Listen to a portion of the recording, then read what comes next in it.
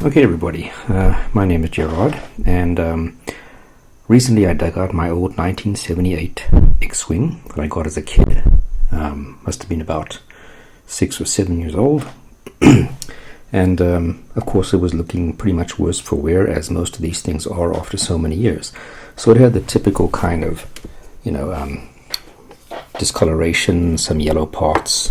Typically you get the yellow along these type of lines over here, etc. So essentially what I did first is to get it back into a nice white color that you see now. Took it all apart very carefully, of course, and then placed it in a big plastic tub. I'll probably show you some pictures of that just now, and poured in 2 small containers, maybe about 100 milliliters each, of hydrogen peroxide, about 10 or 12%, and I just poured it in the container, not on top of the craft, and covered it with Glad wrap or plastic wrap or that you use for wrapping up food, and left it in the sun for 2 days. And it seems as if that method kind of steams it in the hydrogen peroxide, so I did not submerge it in water mixed with hydrogen peroxide. And after 2 days it came. Here's my old childhood X-Wing, and this is the one we just had in the steaming cabinet. They pretty much looked the same before we started. You can see the difference. Huge difference. Yep, so success. So it appears that the fuming method works fantastic. These are perfect. It's all one color. Here where you can normally see there's a big difference between the sticker that was over here and on the sides. There was a massive difference. Now it's all, I would pretty much say, the original color. There's not a single bit of discoloring. It's a nice kind of pearl white, and this was just white. I think the advantage to that is, of course, when you take this apart, you've got the electronics inside. And of course, if you're doing this method, which I call the fuming or steaming method, that doesn't really cause that to be submerged in any fluids. Right. But one of the typical problems that my own X-Wing had, that seems to be a fairly common problem, is this. The wing having broken typically at that point. Now this is another one I bought fairly recently, which came to me in this same condition. So of course the question is, how do you fix this? I sat thinking about it for a long time. Of course, trying to put glue here over there to join it is like ridiculous. You have to kind of cut a piece of plastic to patch it. Now the problem is, if you patch it on the inside, in other words where the wing closes, then you can't really, the wing doesn't close properly when it closes down, and of course where it fits into the body of the craft, it doesn't work pretty well. So essentially what happens is this, the R2 unit that presses it down, essentially when this is back in its condition, as you can see, this hole is bigger. This is the top half of the wing, so the wing's sitting like that. I don't know where you can see that, and the other wing comes across like that. So in other words, kind of like that. It passes through the top hole pretty much without doing anything, but then it clips into the bottom hole, and between this clip that tucks underneath, you can see that little bit there, is what actually causes the wing to open and close. You push down on the R2 unit, it's actually pushing on the bottom wings.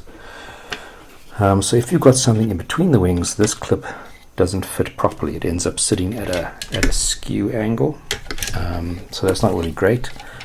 So you actually have to patch the wing on the top.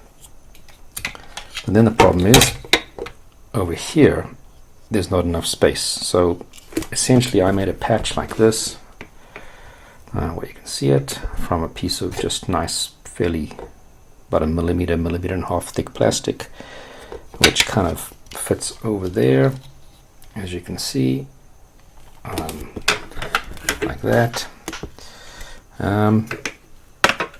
And you just have to remember, you want to patch the top half of the wing, not the bottom half where the landing strut is. But then of course what you have to do is you actually have to file down a little piece on the correct side. I almost filed the wrong side on my own one. The thickness of this has to be filed away here, otherwise you won't have that action where you can move it and open and close it.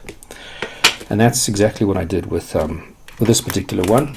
I had exactly the same problem, and as you can see now, wings open, close, and the action works pretty well. I'm trying to see which side it was that I'd done this to. Yeah, it was on this particular wing. You can't really see, but it was this wing that had the problem. And then you'll be fine. So that's pretty much what I'm going to be doing now. And again, I don't want to screw this up like I did last time. So like I said, the first time around I patched it on the inside so that the patch was in between the two wings. Do not do that at all. You want it on the top half. So let's get to it. So I used originally like a typical contact adhesive that you apply on both sides. That's crap, don't do that. In the end I got Pratley super glue gel. You apply it on one side, as you can see here, a little bit of that, mix it around, and you don't have to wait, you just smear it fairly evenly, and then you just push the other side together for 30 seconds, and as they say, Bob's your uncle. So I of course leave it clamped overnight at least. Right, there we go. Make sure you stick it the correct way, not like a total idiot like I did last time. Oopsie. And nope, basically like that. Make sure that your holes line up pretty much, and I'm just going to do a manual press for 30 seconds, and once that is pressed in place, try not to stick your fingers. In fact, I'm going to even already use one of these really ridiculously strong clamps. Clamp it. Again, making sure that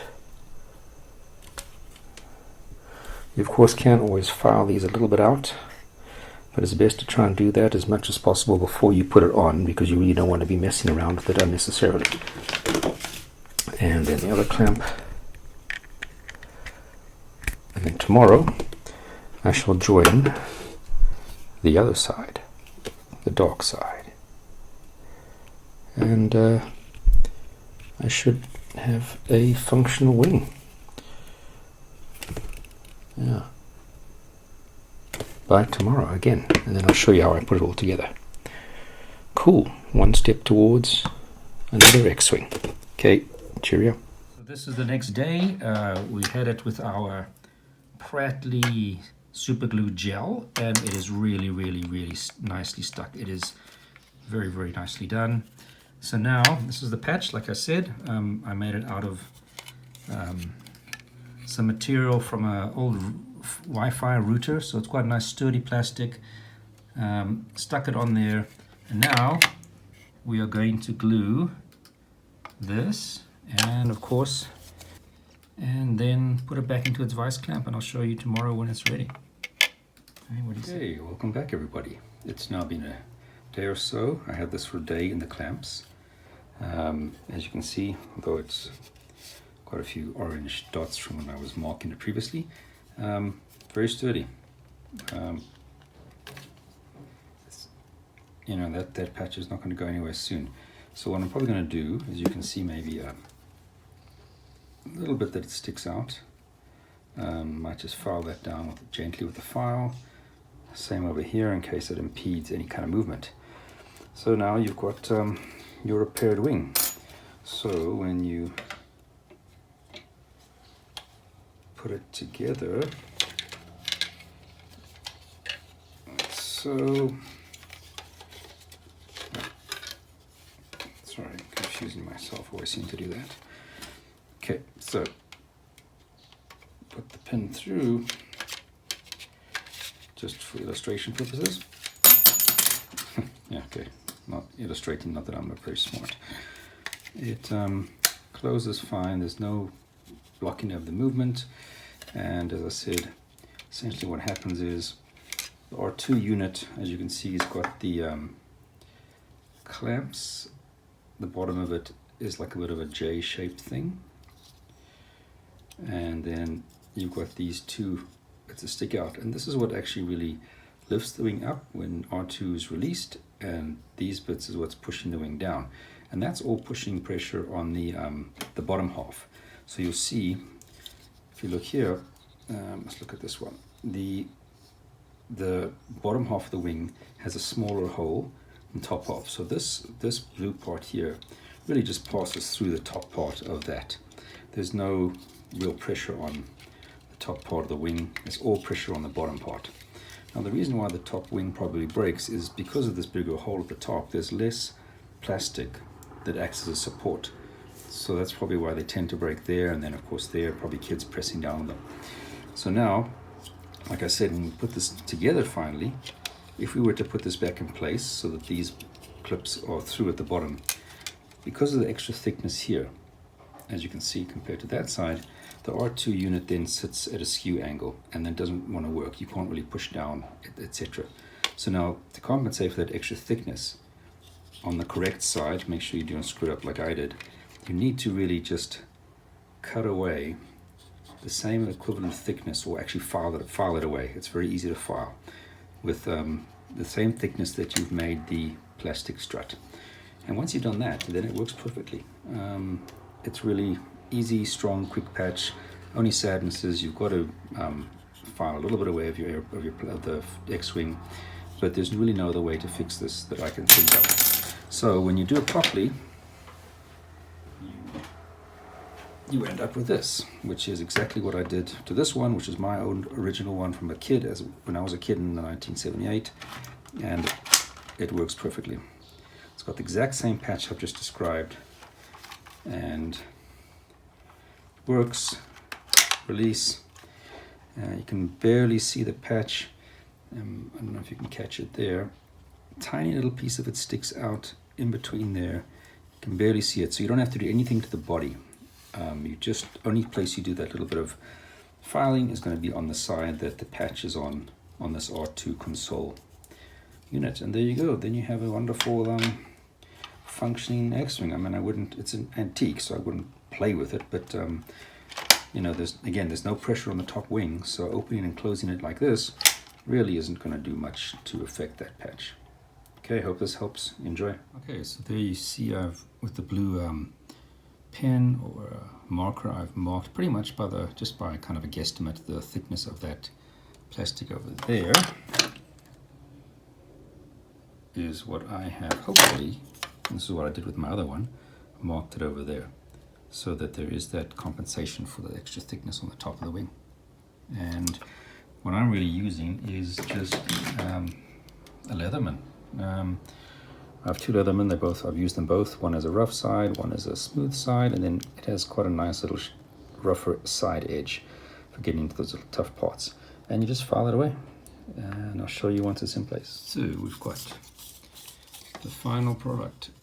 Pretty much with my trusty Leatherman filed it down. You just got to make sure you don't want to file across and accidentally file both sides. So you just got to be careful to file only the side you need to be filing, and then I'm going to put it together. So I've got a very tight angle here. So I've got my rod in place, and I'm going to just stick that through. The other side does have a little bit of wiggling, and yeah, no, it's only through on one side. So you want to basically have it hooked like that on both sides. So more over here. This always makes me anxious because it's a bit of forcing. And there you go. That's pretty much it. So now what will happen when it's in place is that, like I said, it doesn't work so great now unless it's actually in its with the rest of the rest of the X-wing in place. But then it'll open and close as it should. I will show you once I've done that. But alrighty, there you go.